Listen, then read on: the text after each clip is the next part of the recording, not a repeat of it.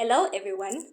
Welcome to the second episode of Lesotho with Teresia Dive. On this channel, we discuss Lesotho as a country.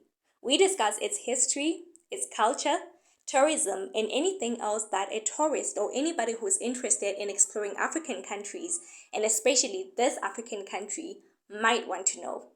Now, I know today's video was supposed to be about the Khoisan ancestry and the birth of King Moshoeshoe I, but I just couldn't resist making this one, so please bear with me. Today's video is about people that are often overlooked and forgotten as part of Basotho history, the KhoeSan. We know that the people that make up Lesotho today consist of minor clans that broke off from the 5 major Sotho-Tswana clans, and Nguni people who were Sothoized or converted into Sesotho culture, as well as some Nguni and Sotho-Tswana people who were welcomed into King Moshoeshoe's kingdom as refugees during the Difaqane Wars. But we have another group of people that make up Basotho today, and these are the Khoisan people, apparently also called the Khoisan people. The Khoisan are the indigenous peoples of Southern Africa. Their origins are not certain. According to the Bantu migration theory, when the Bantu people migrated south from the Cameroons, they found the Khoisan already occupying the land. According to the Sotho version of events, the Mandila Dilani and Rantu's version, the Khoisan are the descendants of Ramorwa I, who was the son of Moshanyana wa Sankatane, the great-grandson of Rantu, who is the founder of the Sotho-Tswana nations.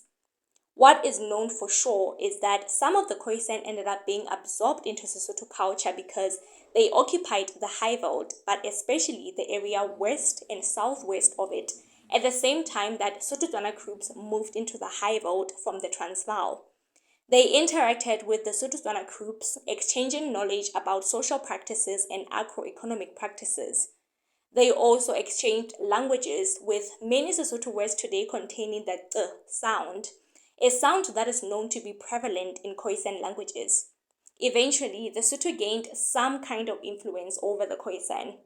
Absorption happened in various ways, but mostly through intermarriage. Basotho males would marry San women, and children from such marriages would be raised with the culture of the father, so they would be raised the Sesotho way.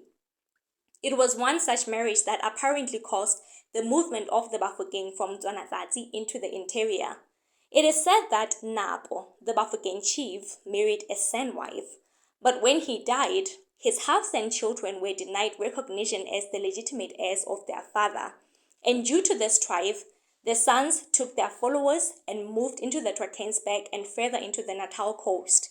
And these are the Bafokeng that came to be called the Bafokeng of Mutla or Mvundla.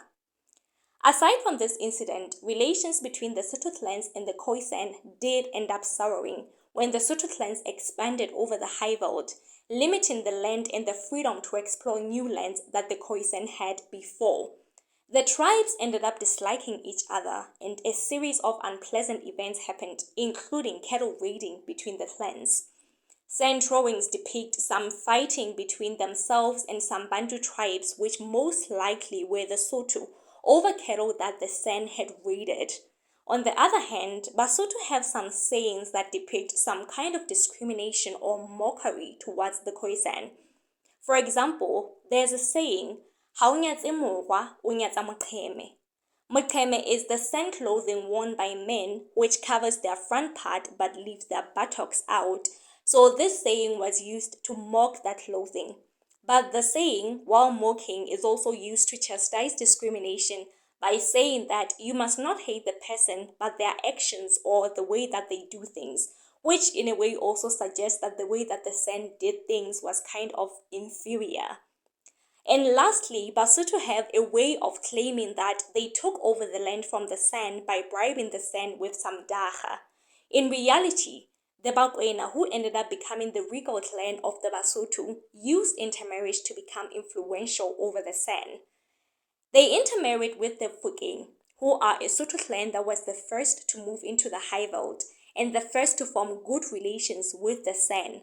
While it is true that inter-exchange of practices and other things happened, the Fukeng ended up becoming superior to the San. They ended up being respected among the San and kind of being seen as the fathers of the soil.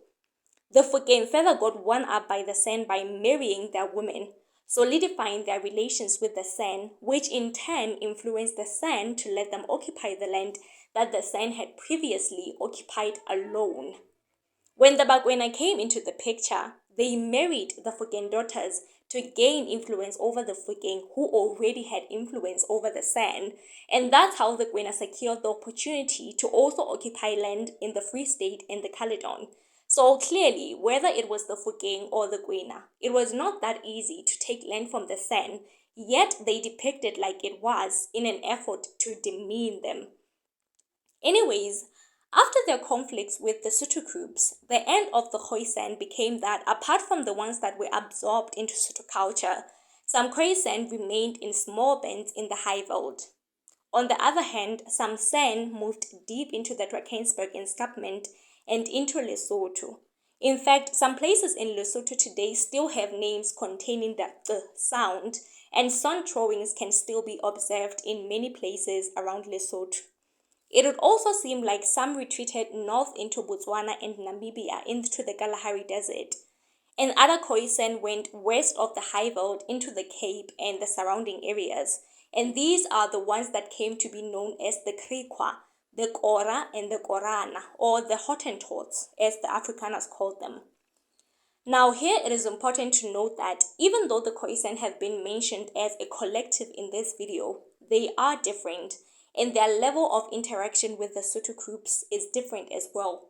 The Khoikhoi were apparently called Basotho by Basotho, while the San were the ones called Bahwa, and the San are the ones that interacted with most of the Basotho at that stage, intermarrying and forging their way into Lesotho. And actually, when you hear history, most of the times Basotho refer to Bahwa, not Basotho, which suggests that they interacted the most with the San, not the Khoikhoi.